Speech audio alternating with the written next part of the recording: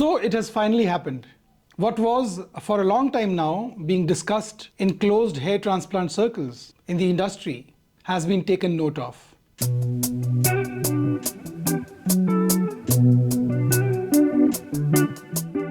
However, it took numerous deaths before the government could realize that it has to put a stop to these practices. Even salons, beauty salons, barber shops had started to advertise hair transplants in their facility.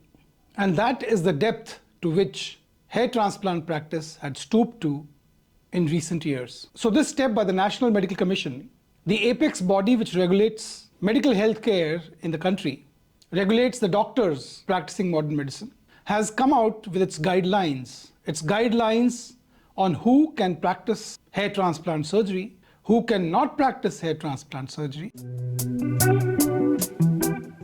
What is the facility in which hair transplant practice will be allowed to go on? And what is the infrastructure required for hair transplant surgeons to practice their profession? And we must thank the Honorable High Court of Delhi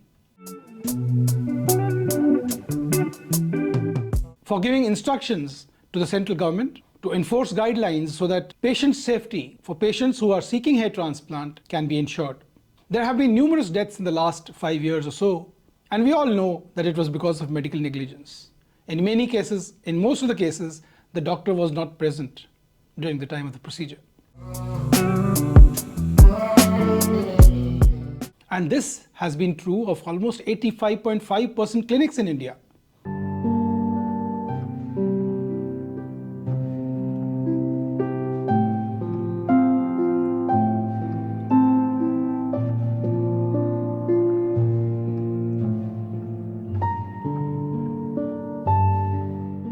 The doctor is nowhere to be seen. The doctor is only the face of the practice.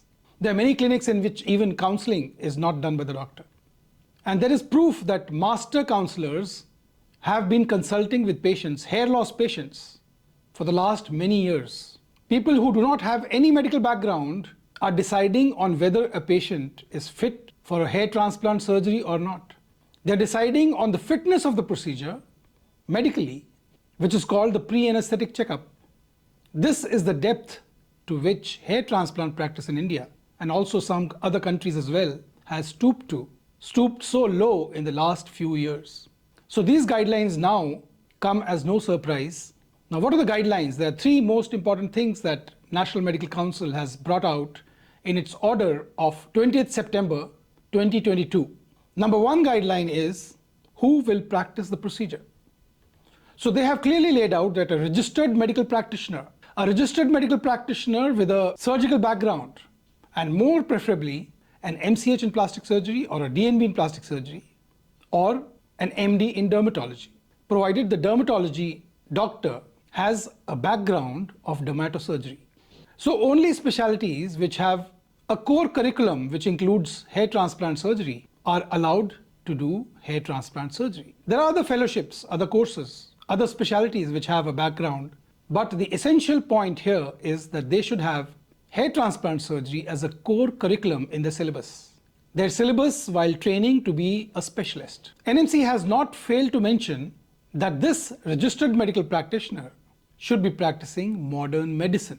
And this is such a nice thing because many people, many doctors with an alternative medicine degree were doing hair transplant without any hesitation.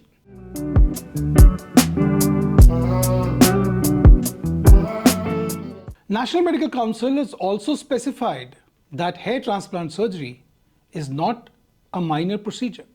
Hair transplant surgery is a surgical procedure, and therefore it has clearly defined the steps that have to be done by the surgeon. Steps that cannot be delegated to technicians or nurses. And these steps are harvesting of grafts, making of slits, and entire supervision of the procedure. It has also been mentioned that the entire counseling before a hair transplant, patient selection, patient preparation has to be done by the doctor, who is a qualified RMP to do hair transplant surgery. It has specified that hair transplant does require assistants, and the assistants should have a medical background.